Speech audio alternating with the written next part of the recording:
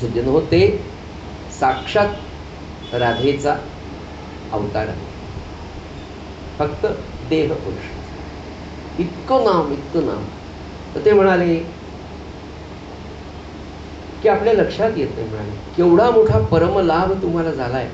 एक संत महात्मा सांगतोय, केवढा मोठा परमलाभ तुम्हाला झालाय की तुम्हाला मनुष्य जन्म मिळाला, पुन्हा हा जन्म मिळणार नाही. म्हणाले याची काय शक्यता आहे. म्हणाले की पुढचा जन्म तुम्हाला मनुष्याचाच मिळेल.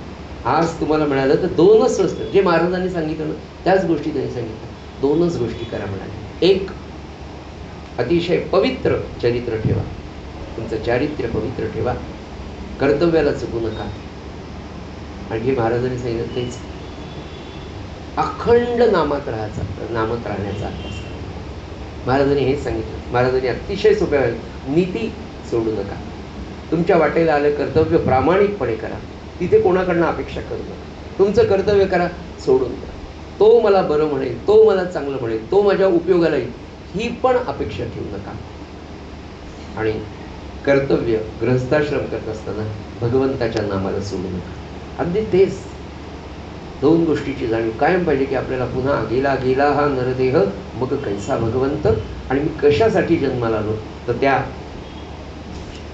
भगवंताच्या प्राप्तीसाठी. भगवंताची प्राप्ती म्हणजे काय, अखंड समाधानाची स्थिती, आयुष्यभर त्याच स्थितीत, तीच मुक्ती, तोच मोक्ष. आणि अखंड समाधानात राहणं हेच खरं ईश्वराचं दर्शन. स्वस्थता, शांतपणे, सहजता, हे राहिलं ते राहिलं, मी यात्रेला गेलं, मी तिकडे नाही, नको नको नको, अशी दगदग मनाची सुद्धा नको. या मनाची सुद्धा दगदग नसणं म्हणजे सज्जनो परमार्थ. कालचा विषय आपला सारखा होता, तैशी नानाभूत विषमता, स्वार्थ विरोधी अंगी आदळता, पालटू नव्हे ज्याच्या चित्ता, ते जाण सर्वथा निजशांती. काल निजशांतीचा आपला विषय सुरू होता की काय शांती असते ती. आणि असा शांत पुरुष, असा संत महात्मा कसा असतो आपण काल पाहिलं. कितीही त्यांची निंदा करा, कितीही त्यांना त्रास द्या, ते शांतीतून कधी जळत नाही. कितीही विरुद्ध विचारांची माणसं त्यांच्या जीवनचरित्रात येऊ द्या, त्यांच्या कार्याला विरोध सुद्धा करू द्या, ते त्यांच्या मार्गाने शांतपणे जात असतात. कधीही त्यांची शांती ढळत नाही. असा कालचा आपला विषय होता. आणि पुढचा मुद्दा असं म्हणाले ते, ऐसी शांती ज्यासी देखा, तोची सर्व भूतांचा सखा, आवडता सर्व लोका, सवृद्ध तो का सर्वांचा. अशी शांती असलेला पर्व शांतीचा सत्पुरुष सज्जनो असा असतो की तो सगळ्यांना आवडतो. सगळ्या प्राणी मात्र त्याच्याकडे. काय सांगतो तुम्हाला, गोंदवल्यामध्ये महिन्याला, गोंदवल्यापासून जवळ म्हसवड होतं, म्हसवडच्या बाजारामध्ये महाराज महिन्याला जायचे. खाटीक तिथे अनेक प्रकारच्या गायी मिळायच्या. जास्तीत जास्त गायी महाराज त्या विकत घ्यायचे आणि आपल्या सांभाळायचे. म्हाताऱ्या झालेल्या कशाही कशा सगळ्या गायी. आणि जेव्हा महाराज दररोज संध्याकाळी साधारण 5-5:15 दरम्यान, आताचं जे थोरलं राम मंदिर आहे, डॉक्टर राम मंदिर, तिथे महाराज राहायचे. तिथून महाराज आत्ता जिथे समाधी मंदिरचा परिसर आहे त्या समाधी मंदिरा परिसरच्या, म्हणजे आता ब्रह्मानंद हॉल इथे समजा, तिथे गोशाळा होती. आणि त्या गोशाळेमध्ये संध्याकाळी महाराज जायचे.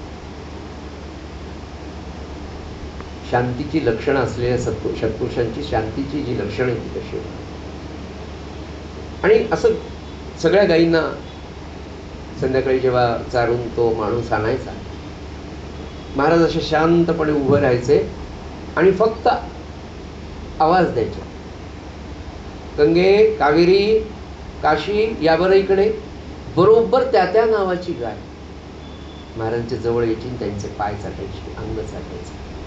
कोणत्याही, तेवढीच नाही तर ज्यांना नाही बोलवलं ती सुद्धा महाराजांच्या जवळ येऊन आपल्या शरीराचा स्पर्श महाराजांना करू, किंवा महाराजांचा स्पर्श आपल्याला कसा होईल, महाराजांना आपल्या, ही त्या सगळ्या गायींची काय अंतःकरणातली शांती, तिचे व्हायब्रेशन्स काय जबरदस्त आहेत. सद्गुरू प्रल्हाद महाराज साखरखेड्याच्या जवळ एक देऊळगाव मही नावाचं गाव, देऊळगाव माळी नावाचं, तिथे गाबणे नावाचे परशुरामजी गाबणे म्हणून एक होते, तर ते महाराजांचे शिष्य होते. महाराज दरवर्षी आषाढ महिन्यात त्या गावातल्या विठ्ठलाच्या मंदिरात भागवत सांगायचं. भागवताच्या निमित्ताने महाराज दरवर्षी तिथे जायचे. 2-5 काही वर्ष झाले आणि परशुरामजींना असं वाटलं की महाराजांना एक गाय द्यावी चांगली महाराजांकडची, म्हणजे त्यांच्या संध्याकाळच्या सकाळच्या उपासनेला आपल्या घरच्या गाईचं दूध महाराजांना राहील. एक चांगली देशी गाय महाराजांनी घ्यावी आपल्याकडनं, आपण त्यांना द्यावी. आणि महाराजांचं भागवत झालं आणि एक दिवस त्यांनी भागवत सुरूच होतं. परशुरामजी गाबणे महाराजांकडे आले, म्हणाले महाराज मला ना तुम्हाला एक गाय दान करावी वाटते. बरोबर. महाराज म्हणाले नाही, मला तुमच्या आवडीची, तुम्हाला जी आवडेल ती गाय तुम्ही घ्यावी, तुम्ही तिला फक्त हात लावा. बरोबर. मग म्हणाले महाराज संध्याकाळच्या वेळेला मारुतीच्या पारावर तुम्ही या आणि आपण मग गायी, सगळ्या गायी तुम्हाला तिथे पाहता येतील. बरं म्हणा. गाबणेजींनी मारुतीच्या पारावर महाराजांना आसन वगैरे टाकलं. महाराज बसले. असा मोठा ओटा. संध्याकाळच्या वेळेला गायी रानातून येत होत्या, गोठ्यामध्ये जाणार होत्या. त्या सगळ्या गायी मोठ्या 5-50 गायी त्यांच्याकडे होत्या. त्या सगळ्या एक एक एक एक एक एक अशा समोरून चालल्या. महाराज म्हणजे महाराज तुम्ही यातली जी गाय सांगाल ती तुम्हाला. एका मागे एक गायी चालल्या होत्या, त्यातली एक गाय समोर आली महाराजांच्या. महाराज म्हणाले मला ही द्या, म्हणजे महाराज बोट दाखवलं ही. परशुरामजींनी डोक्याला हात लावला. महाराज म्हणले दुसरी मागा. नाही, मला महाराज म्हणले मला हीच पाहिजे. सगळ्या गायीतली ती गाय काढली. ते म्हणाले महाराज ही गाय नको, दुसरी गाय नाही, ही फार मारकी हो, ही हिच्या वासराला सुद्धा दूध पिऊ देत नाही, आम्हाला दूध काढू देत नाही, खुंदळणारी आहे, मारणारी गाई आहे. महाराज म्हणले नाही, आणा म्हणे तिला इकडे. आता तिला आणायचं म्हणजे बांधून बिंधून ती इथपर्यंत, यांच्याजवळ तरी ती कशी तिथपर्यंत असते, तिला असं ओढून आणावं लागलं. महाराजांनी तिच्या पाठीवरून हात फिरवला, सगळ्या असा मस्त छान हलू लागली ती अशी. मग तिच्या या भागाला, मानेच्या खालच्या भागाला, गळ्याला असं छान महाराजांनी हात लावला. महाराज म्हणले नाही द्या. परशुरामजींच्या मनात ही महाराजांनी हात लावला तात्पुरती शांत झाली असते. दुसऱ्या दिवशी ते गोपूजन वगैरे करून महाराजांना गाय दिली. महाराजांचं भागवत त्यांनी ती गाय आणून साखरखेड्याला महाराजांच्या मंदिरात बांधली होते. महिनाभराने ते परशुरामजी आले. त्यांनी पाहिलं गाय एवढी शांत झाली, त्या क्षणापासून ती शांत झाली.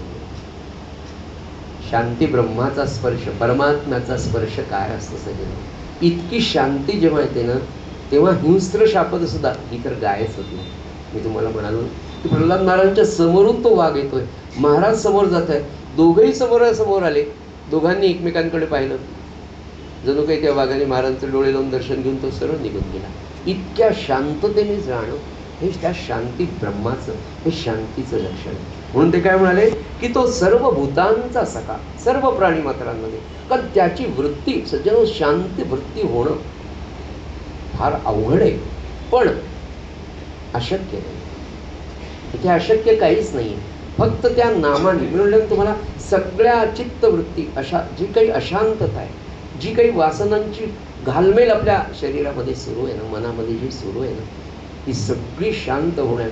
जसं ते उन्हाळ्यामध्ये आपण छान गार हवा येते, तेव्हाचा माणूस जीव सुखावतो ना, तसा जीव फक्त नामाने सुखावू शकतो. आणि याची अनुभूती पुनश्च सांगतो की नाम घेतल्याशिवाय नाही. आणि तसं नाम होणं फार अवघड नाही. आम्ही करतो माळा, 3 माळा रोज, बाप्पा. आपल्या सगळ्यांचं सांगणं कसं असतं बघा.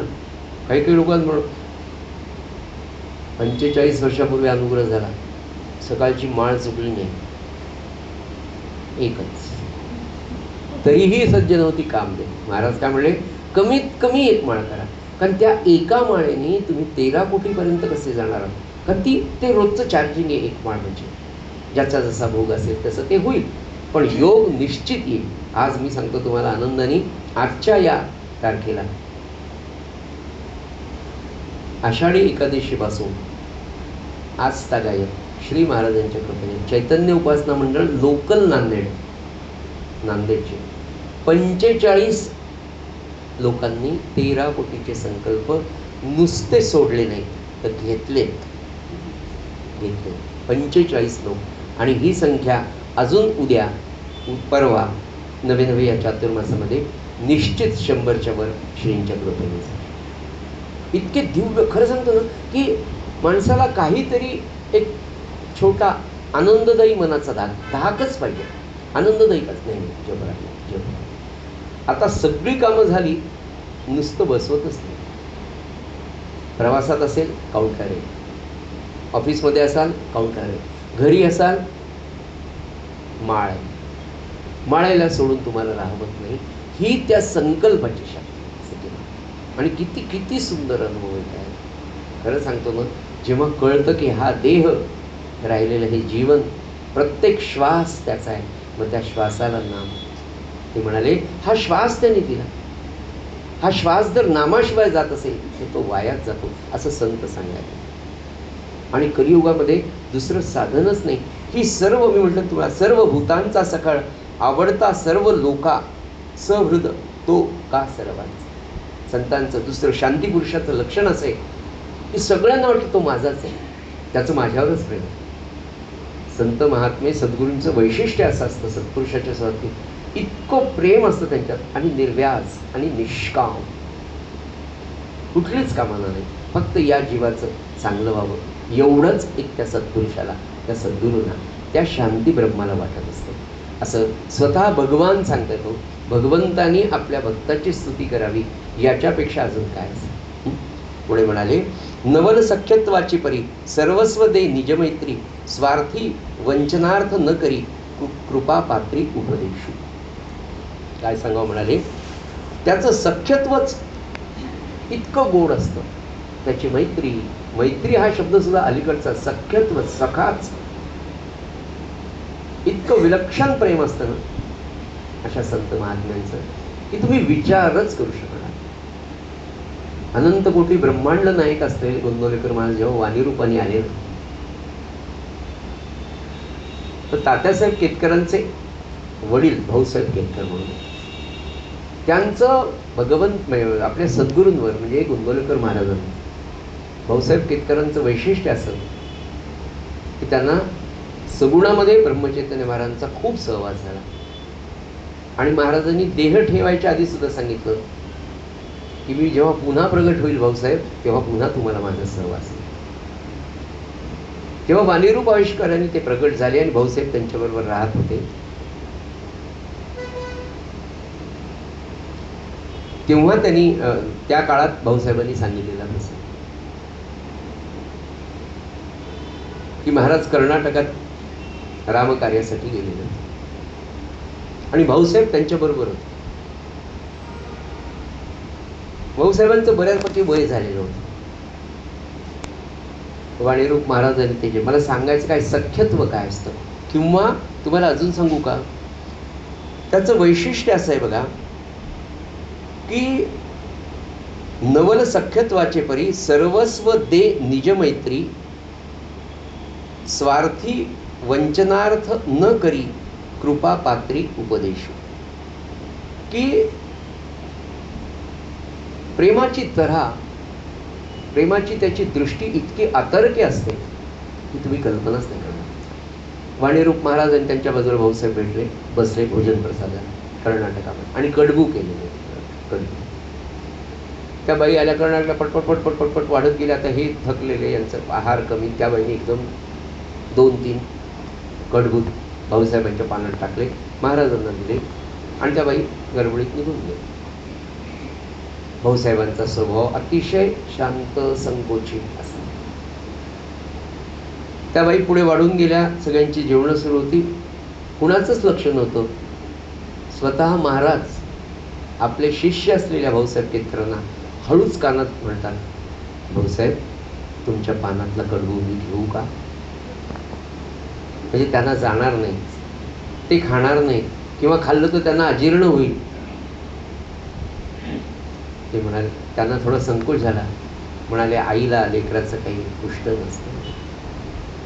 एवढा मोठा महान सत्पुरुष, मला सांगा, सद्गुरु तत्वाला पोहोच, सद्गुरू ते आपल्या शिष्याला म्हणतात की भाऊसाहेब तुमचं कडबू घेऊ का, आणि घेतलं त्यांनी कडबू. त्याच्या प्रेमाची तरा, शांती पुरुषाची, सद्गुरुनाथांची, संत महात्म्यामध्ये जी शांती, जे प्रेम असतं ना सज्जनो, शेवटी त्या खरंच प्रेमाला उपमास नाही. आपण कल्पनाच करू शकत नाही. मोठा झाल्यावर मुलगा आई म्हणते का त्याला, असं नाही.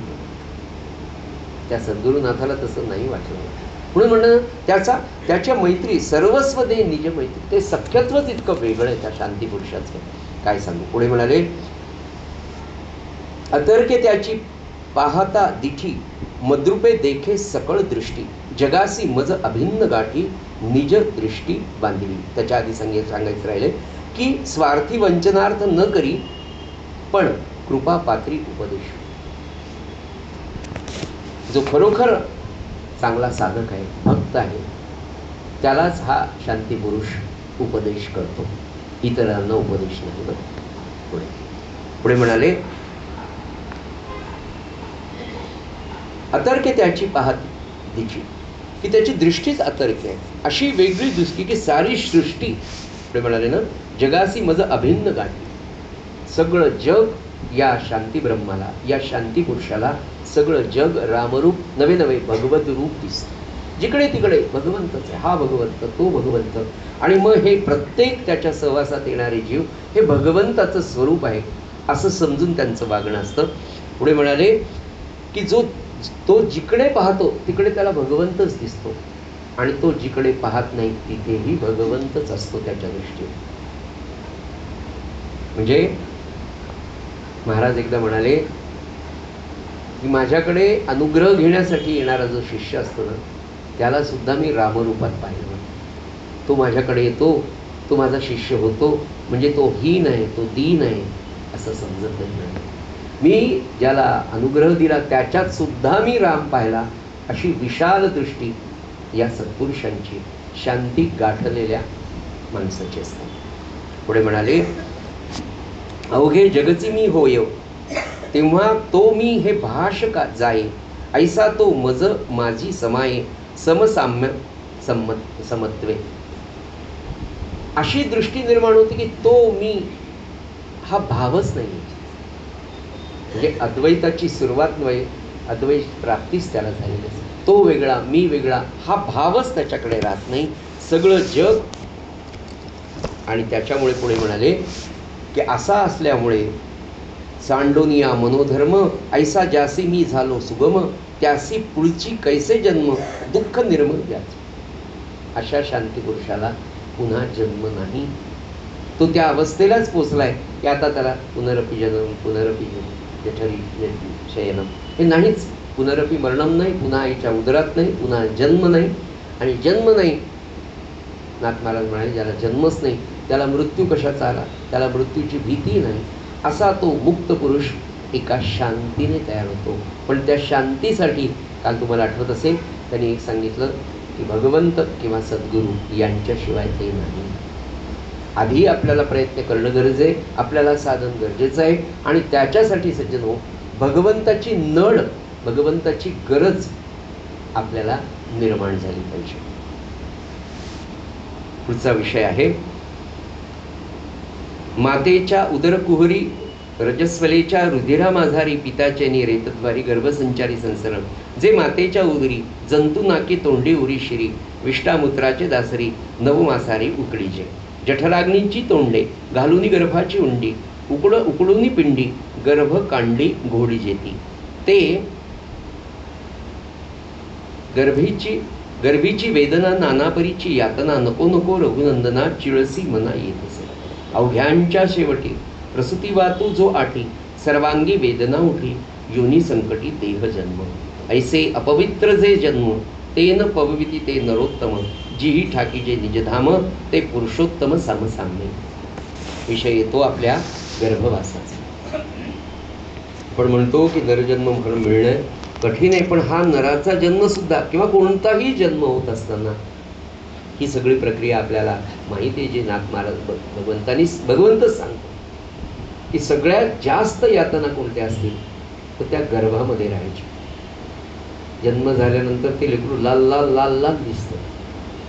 9 महिने ते पोळलेलं असतं. 9 महिने वेगवेगळ्या ठिकाणी. आणि सगळ्यात मोठा नाथ महाराज सांगतात की सगळ्यात मोठ्या जर काही यातना असतील तर त्या आईच्या उदरातल्या अतिशय 9 महिने जीव तिथे अतिशय अडचणीत, अतिशय घाणीत त्याचा जीव कुदमरत असतो. आईने तिखट खावं, आईने आंबट खावं, आईने गरम खावं, आईने आईस्क्रीम खावी, त्या सगळ्यांचा जो रस आहे जठरांनी तिथे बाजूला आहे, त्याच्यामध्ये तो जीव सारखा तळमळत असतो, भाजल्या जातो असं सांगितलं त्यांनी. आणि मग शेवटी जेव्हा जन्म होतो तेव्हा तो सुटतो. म्हणून गर्भवासनेतून मुक्त करणारा, काय सांगू तुम्हाला मी, सद्गुरू प्रल्हाद महाराजांच्या एक गुरु भगिनी होत्या, रामानंद महाराजांच्या अनुग्रहित होत्या, उमाताई देशपांडे म्हणून, साखरखेड्याला बाजूला देशपांडेंचा वाडा आहे त्या घरात. बालविधवा. 1923ला लग्न झालं आणि माझ्या माहितीप्रमाणे 1927 साली यजमान गेले. जेव्हा यांचं लग्न झालं तेव्हा ह्या 9 वर्षाच्या, नवरा गेल्यात 9 13 वर्षांच्या. 13व्या वर्षी बालविधवा झाल्या आणि काय सांगू तुम्हाला, बेशुद्धच पडल्या, अंगावरच दुखणं काढलं. म्हणजे नवऱ्याचे अंतिम संस्कार आलेून एक स्नान घातलं, त्याच्यानंतर स्नानच नाही, 30-40 दिवस अंथरुणातच होते. सद्गुरू रामानंद महाराज खेरड्याला आले, त्यांना उठवलं, त्यांना भरवलं, त्याच्यातून बरं केलं, अनुग्रह दिला. हळूहळू 2-3 वर्षामध्ये रामानंद महाराजांचा सहवास. रामानंद महाराजांनी स्वतःच्या गळ्यातली 384 मण्यांची माळ त्यांना दिली जपासाठी. ते म्हणाले, माय या 3 माळा केल्या की 1000 जप होतो, असा 13,000 रोज करायचं. म्हणजे 39 माळा त्या करायच्या म्हणाल्या, म्हणजे तुझं 13,000 जप. जप सुरू झाला, हळूहळू दुःखाची तीव्रता कमी झाली. रामानंद महाराजांच्या लक्षात आलं की आपल्याला आता देह ठेवायचा आणि या लेकराला एका महान सत्पुरुषाच्या हवाली केल्याशिवाय तिचा उद्धार होणार नाही. म्हणाले, माय आता मी लवकरच जाणार आहे, पण मी समजून प्रल्हाद महाराजांची सेवा मीच आहे असं समजून त्यांची सेवा करायची. बालविधवा महाराजांची सेवा कशी करायची, कोणती सेवा करावी, अंगण सडा, उपकरणं घासून देणं, कपडे धुवून देणं, मंदिरातलं हे सगळं करायचं, पण तृप्तता होती. त्यावेळेस त्यांचे जे घरातली थोर मंडळी होती त्यांना सांगितलं की सद्गुरू रामानंद महाराजांनी मला यांची सेवा करायला सांगितली. तोपर्यंत त्यांनी गंगा केलेली नव्हती. त्या काळात करत असत, पण त्यांना झालेला आजारपण, देशपांडे कुटुंबीय सगळ्यांनी विचार करून त्यांना काही आग्रह केला नाही. पण त्या उमा काकूंनी सज्जन होऊन आपल्याला सद्गुरू प्रल्हाद महाराजांना सोहळ्यामध्ये स्वयंपाक करून खाऊ घालता यावं किंवा आपण केलेले पदार्थ त्यांना सोहळ्यात चालावे याच्यासाठी म्हणून केशवपन आणि गंगा केली.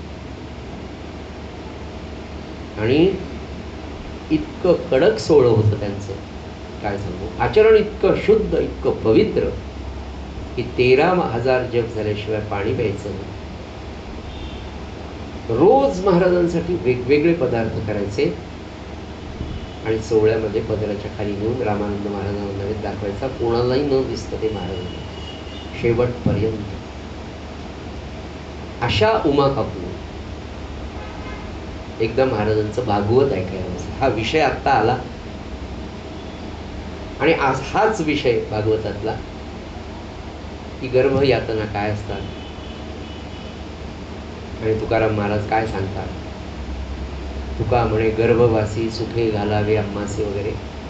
आणि हे भागवतातलं जेव्हा वर्णन गर्भवासाचं आलं, या गर्भवासातून आपल्याला जन्मजन्म पुन्हा नको, आपल्याला तो मिळवायचा आहे, असा सगळा विषय सद्गुरू प्रल्हाद महाराज सांगताना पूज्य श्री प्रल्हाद महाराजांनी त्याच्यामध्ये असं सांगितलं की या गर्भवासना, ह्या गर्भयातना, माफ करा, या गर्भयातनातून आजकालच्या काळामध्ये म्हणाले, किंवा आता महाराज तेव्हा म्हणाले की ती सुईन, तेव्हा तर काही गायनायकोलॉजिस्ट वगैरे नव्हते की जे काय असतील समजा डॉक्टर किंवा, तर ते म्हणले त्या सुईनीला, त्या डॉक्टरला सुद्धा तेवढंच पुण्य आहे की तो एकाच वेळेला आईला आणि त्या बाळाला मुक्त करतो त्या यातनांमधून.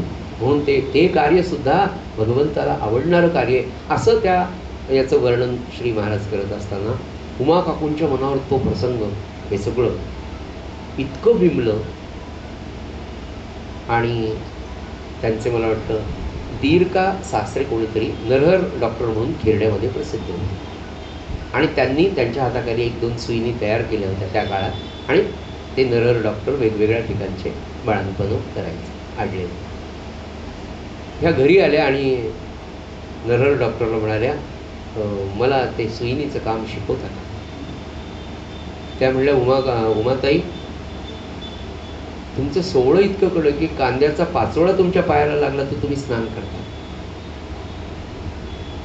तर तुम्ही ते कसं करणार सगळं बाळंतपणाचं काम? नाही म्हणाले, महाराजांनी सांगितलंय ते पुण्याचं काम आहे. मी करते म्हणाले. मी ते झाल्यावर 3 दिवस काहीच करणार, मी खाणार नाही. 3 दिवस त्यांनी स्नान करून काही खाणं फक्त पाणी प्यावं सोडायचं. पण अतिशय अवघड बाळंतपणं सद्गुरूंच्या आशीर्वादाने उमा काकूंनी केली. एक प्रसंग त्यांच्या जवळ पुतण्यांनी आम्हाला सांगितलं. ते म्हणाले त्या काळात एक लेकरू आडवं झालं होतं, म्हणजे आडवं आलं, त्याचा पहात काय ते सगळे त्या गावातले डॉक्टर आणि सुईणी थकल्या. शेवटी म्हणजे उमा काकूला बोलवा.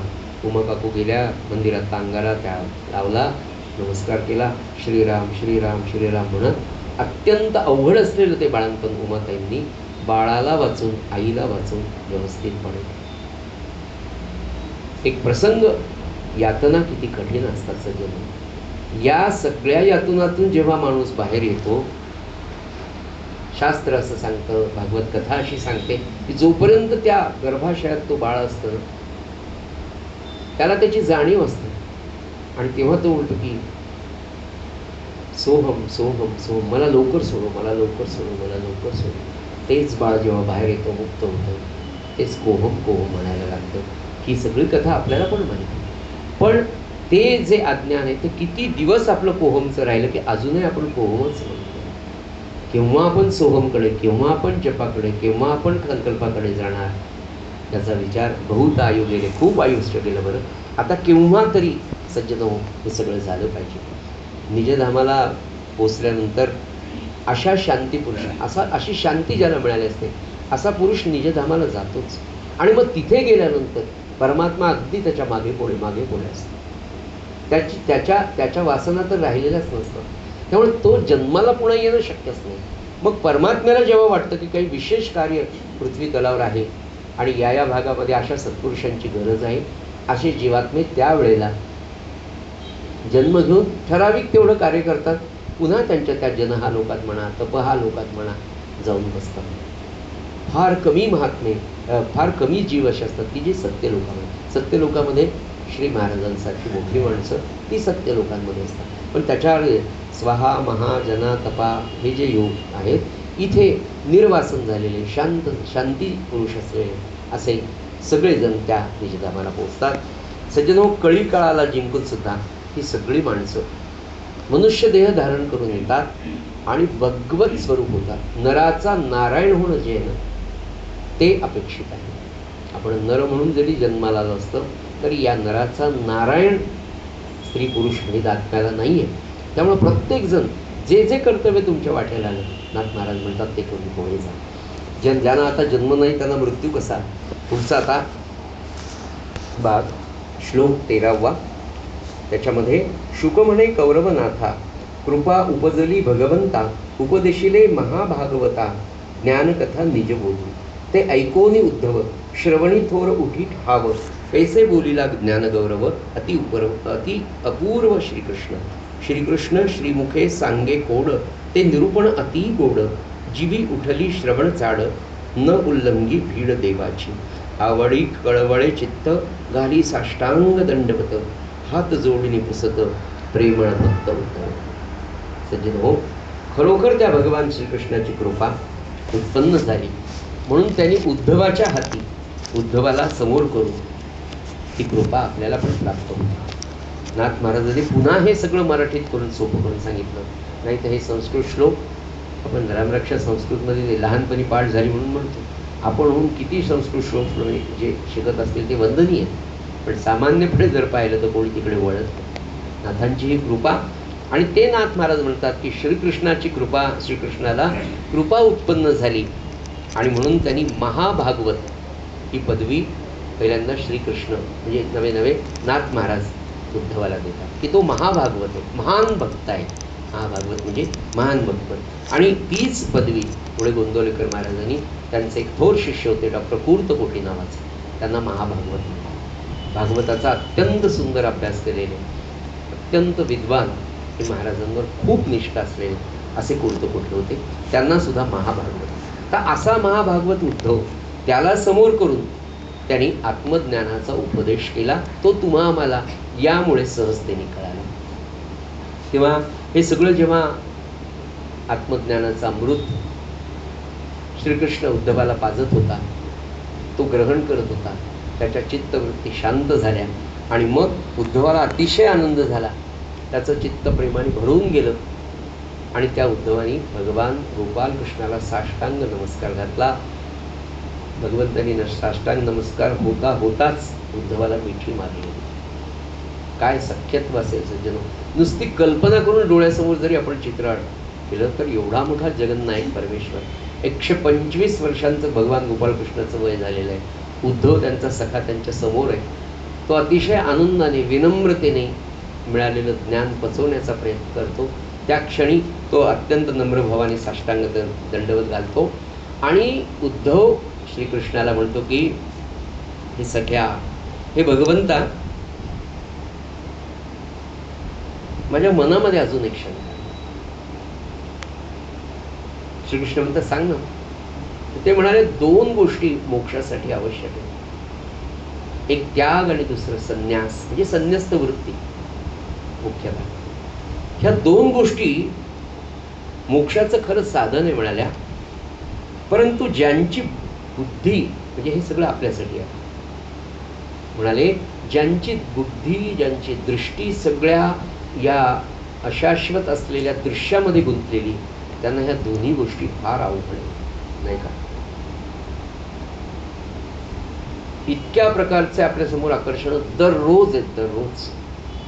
जे आपण इथे नाथ भागवत ऐकतो किंवा चिंतन करतो, नाम घेतो, वासना कमी झाल्यात नाही असं नाही, होत आहे. पण तरीही आपण दृश्यामध्ये इतकं अडकले, अजून वाटतं हे करावं, ते करावं, ते करावं, ते करू नये असं नाही, पण त्यातली आसक्ती, त्यातले ममत्व कमी होणं, त्याच्यासाठी संन्यस्त वृत्ती आहे बरं. तर महाराज म्हणाले की ही दृश्यात अडकलेली जी सगळी मंडळी आहे, त्यांना तू जे सांगतो भगवंता त्याग करावा, ते काही जमत नाही. आणि पुढे एक सुंदर ओवी आहे, फार प्रसिद्ध, वाचूनच जातो, तुम्हालाही राहवत नाही, तुम्हाला कंटाळा आला ते. ऐक योगी यांचे योगपती, योगांचा ठेवा तू श्रीपती, योगी प्रगट तू योगमूर्ती, योग उत्पत्ती तुझ पासी, मज मोक्षासी कारण, त्यागू संन्यास लक्षण, बोलिलासी तो अतिकठीण, परम दारुण त्यागू.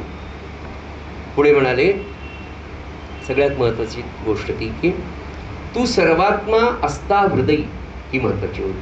तू सर्वात्मा असता हृदयी, चित्त प्रवेशेना तुझे ठाई, ते आवरिले असे विषयी नवल काही सांगावे. ऐसे प्रपंच आसक्त, या लागी विमुख झाले अभक्त, त्यासी त्यागू नव्हे हा निश्चित, चित्त दुश्चित्त सर्वदा. सगळ्यात महत्त्वाचा मोठा जर चमत्कार काही असेल सज्जनो, तो या ओळीमध्ये सांगितलं. भगवान हे म्हणाले, एवढा मोठा आनंदघन, सर्वात्मा, जगत चालक, सृष्टी निर्माता, अनंत कोटी ब्रह्मांड नायक, आपण रोज म्हणतो, मोठ्याने म्हणतो, बिंबीच्या देठापासून म्हणतो, असा तो परमात्मा आपल्या हृदयात राहत आहे, राहत असतो, राहत आहे, तो आहेच. तरीही आपलं मन अंतर्गत आतमध्ये उपस्थित असलेला परमात्म्याकडे न जाता आपलं मन आयुष्यभर बहिर्दिशेला असतं, बाहेरच असतं. याच्या इतका मोठा चमत्कारच नाही का खरंच? आणि इथे येतो ते सोडून आपण बद्री केदारला गेलो यावर्षी, तर पुढच्या वर्षी ठरलं आमचं ते हे 2 राहिलेत अजून, इकडचं हे आणि तिकडचं ते जगन्नाथपुरी, इकडची द्वारका. आणि ते झालं की मग एकदा काशी, पुन्हा रामेश्वर, आणि मग रामेश्वर झालं की पुन्हा काशी, मग तिथलं पाणी इथे आणि इथलं पाणी तिथे, आणि हे आम्ही तिथल्या तिथे. किती ओढ आहे बाहेर. करू नये असेल महाराजांचं इतकं सुंदर की तीर्थयात्रा करा, पण त्याचं सूत्र समजून घ्या. कशासाठी तीर्थयात्रा? त्याचा अखंड समज. जहाँ गए वहाँ पानी और पत्रा, लोग कहे हम गए जत्रा. दुसरं काय आहे?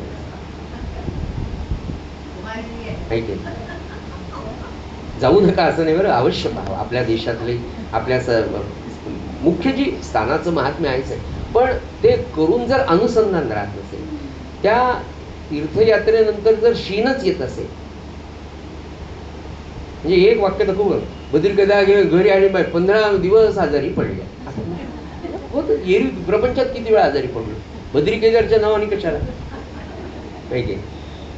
पण काय असतं म्हणतात, म्हणून म्हटलं की उद्धव सांगतात की सगळ्यात जगातला मोठा चमत्कार असा आहे की तो प्रत्यक्ष भगवंत हृदयात असताना माणसाचं मन त्या भगवंताकडे जात नाही, दृश्याकडे जात नाही.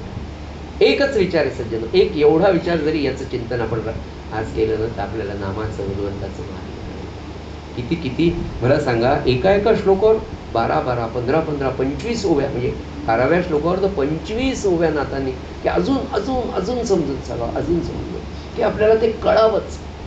इतक्या यातना घुसल्या तरी आपण पुन्हा जन्म घ्यायचाच आपली तयार. नवे नवे एका वासनेत दुसरी वासना जन्म देतो.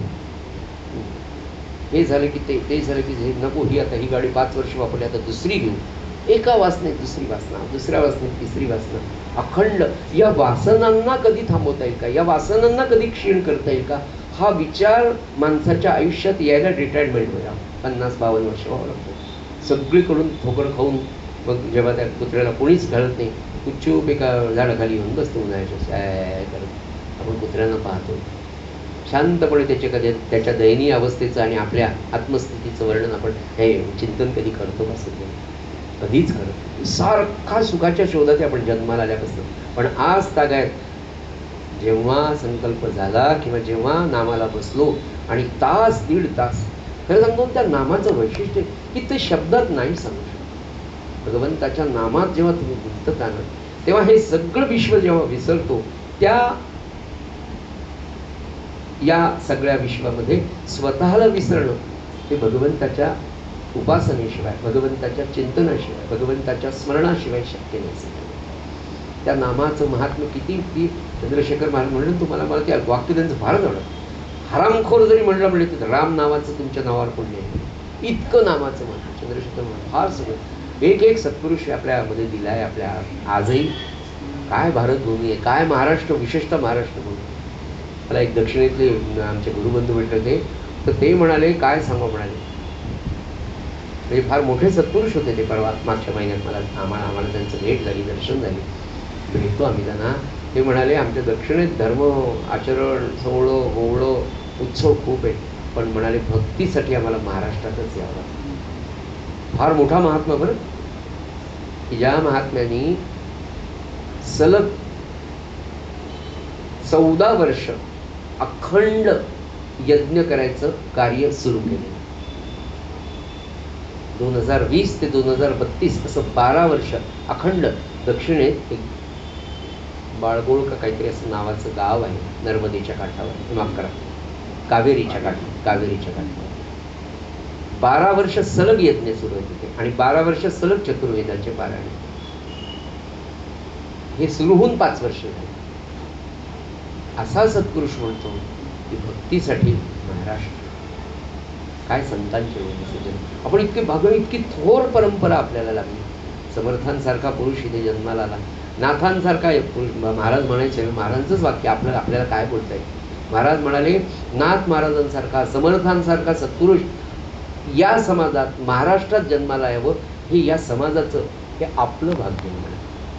आणि जाताना समर्थ काय म्हणाले, माझी वाणी काया आणि वाणी गेली म्हणाल अंतःकरणी, तरी मी आहे जगज्जननी निरंतर. आत्माराम आणि दास बोलू हेच माझे स्वरूप करून. हे आहे ना एवढं. 5 समासांचा आहे फक्त लौकिक अर्थाने.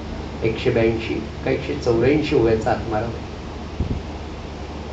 विश्वातलं सगळं ज्ञान या 5 समासामध्ये समर्थांनी जाताना लिहून ठेवलं. अगदी शेवटच्या 15 दिवसामध्ये सगळं झालं. जसं महाराजांचं झालं तसं तळमळ तळमळ होतची आहे तुझा तुझी सावली दयाळा. कल्याण करी रामराया हे पसायदान त्या समर्थांनी आपल्यासाठी मांडलं. त्या समर्थांनी श्रीराम जय राम जय जय राम हा मंत्र आपल्याला सिद्ध करून दिला. नुसता मंत्र नाही दिला, रामरायाकडून कन्सेशन मागून दिलं की मी 13 कोटी केला रे, मी पाण्यात वरून केला. मला ती गोष्ट फार सगळ्यांनी मनात ठेवा की त्या समर्थांनी आपल्यासाठी स्वतः साधन करून रामरायाचं दर्शन झाल्यावर अहो मला माझं मिळालं, मला तुमची काय गरज आहे सांगा ना, तुम्हाला मिळावं म्हणून मला काय. पण नाही म्हणाले, या माझ्यानंतर येणारी जी मंडळी आहे 17व्या 18व्या 21व्या शतकातली, यांना वेळच नाही. पण इतके सिरियल आहेत आणि इतके चॅनल्स आहेत की त्यांना वेळच नाही म्हणाले. हे जाण त्यांना. ते म्हणाले मग काय करू, तर ते म्हणले सगळ्या ते वेगवेगळे मोर्चे काढणाऱ्या संघटना असतात आणि ते सरकारकडे जातात आणि 10-20 अशा मागण्या असतात त्यांच्या, हे करून द्या, ते करून द्या, ते करून द्या. समर्थांनी तसं केलं की तो काही एका आसनावर बसणार नाही, तरी 13 कोटी झाला तर त्याला द्या. तो स्नान न करता जप करेल, पण 13 कोटी झाल्यावर दर्शन द्या. त्याला कोणतीच उपाधी लावू नका, 13 कोटी झाल्यावर दर्शन द्या. इतके सगळे कन्सेशन, काहीच नाही. फक्त एकच म्हणले की जप संख्या टिकून ठेवा. आणि दुसरं म्हणाले की हे नाम घेताना तुमच्या काही वेगळ्या वासना, तुमच्या काही डिमांड्स मागू नका. कारण जेवढं क्रेडिट झालं तर मग डेबिट होणारच. म्हणजे काल आपला तो विषय झाला. एवढंच करावं, काही मागू नये. जप करत राहा, त्याच्या कानावर घाला. महाराज आता असं असं आहे, नाही नाही ते कराच म्हणून अट्टहास येतो. ते कराच. 6 कोटी झाला, गेला काहीतरी मागितलं तर. हे थोडंसं लक्षात ठेवावं. आपला अर्ज, आपली अगतिकता, आपली असहाय्यता त्यांना सांगावी, बस एवढंच आहे. ह्या करत असताना एवढं मोठं जर समर्थाने आपल्याला मागून ठेवलं आपल्यासाठी आणि ते कन्सेशन घेऊनही जरी आपण, म्हणजे आता ते सगळ्यांना लाडकी बहीण, लाडका भाऊ, लाडका मुलगा, सगळ्याला कार्ड, अमकं तमकं, आणि त्याचा जर फायदाच नाही घेतला ते तर घ्यायलाच बसले सगळ्या योजना. आपण त्या योजनांमध्ये भगवंत पूज्य श्री रामदास स्वामींनी 13 कोटीसाठीचं जे डिमांड केलेलं आहे ते माझ्या फार आता डोक्यात बसले. सगळ्यांनी आपले की त्यांनी जर मागितलं आपण नाही केलं तर काय. आणि पुन्हा पुन्हा मी म्हटलं ना, आपल्याला मृत्यूची भीती आहे. तर मग सद्गुरू प्रल्हाद महाराज म्हणाले तुम्ही नाम घ्यायला सुरुवात घ्या, हळूहळू तुमची मृत्यूची भीती जाणारच, जातेच, जाणार नाही, जातेच. मृत्यूची भीती राहणार नाही म्हणाले. तर दुसरं, मृत्यूची भीती गेली की मग सगळाच आनंद आहे. आत्ता सगळ्यात मोठी भीती तीच आहे. पटकन बाजून गेली समजा रिक्षा जोरात जरी गेली, आपा कसं होतं, दर दर दर का होतं. तर मला असं वाटतं मला झालं संपलंच होतं की काय. ही सुद्धा भीती महाराज ठेवत नाही. म्हणून त्या 13 कोटीचं महत्त्व आहे. सज्जनो, त्याग आणि संन्यास. तो म्हणाला की सामान्य प्रापंचिकाला त्याचं माणसाचं मन, ते म्हणाले प्रपंचामध्ये एवढं गुंतून पडतं की इथेच तो भगवंत आहे, ते सगळं सोडून ते दुसरं पाहत असतं म्हणाले. की अशी अवस्था त्याची आहे. आणि अभक्त भगवंताला विन्मुख होतात ते नाथ महाराज म्हणतात, भगवान श्रीकृष्णच माफ करा, उद्धव म्हणतात की त्याचं चित्त सदोदित व्यग्र असतं. बघा ना, तुला आपलं चित्त कायम व्यग्र आहे आणि कायम दुश्चित्त नाही. आता शांत अवस्था तर काही नाही आहे, सगळं बरं. शांतपणे एका बाजूने तू विचार करा, आपल्याला कशाची कमी आहे. जगाकडे जर पाहिलं तर आपल्या इतकं सुखी कोणी नाही, तरी पण आपण व्यग्र चित्त आहोत, आपण दुश्चित्त आहोत. आणि महाराजांचं एक वाक्य आहे की जेव्हा शांत बसतो पाहतो, म्हणाले माझा शिष्य जर दुश्चित्त झाला तर माझं मन त्याचा शोध घेत जातं आणि मग मला तिथे असमाधान. दुसरं म्हणाले माझ्या शिष्याने काळजी केली, चिंता केली तर त्याच्या जवळ मला राहायला त्रास आहे. एवढं तरी वाक्य आपण लक्षात ठेवा. महाराज म्हणाले म्हणून तुम्ही काळजी करू नका, मी तुमची जबाबदारी घेतली. तीनदा महाराजांनी सांगितलं आहे.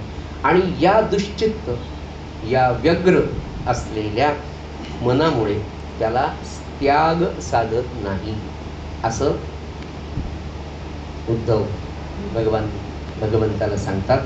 इथे ती झालेली सेवा आपण त्यांच्या चरणी अर्पण करूया आणि राहिलेला विषय उद्या पाहूया.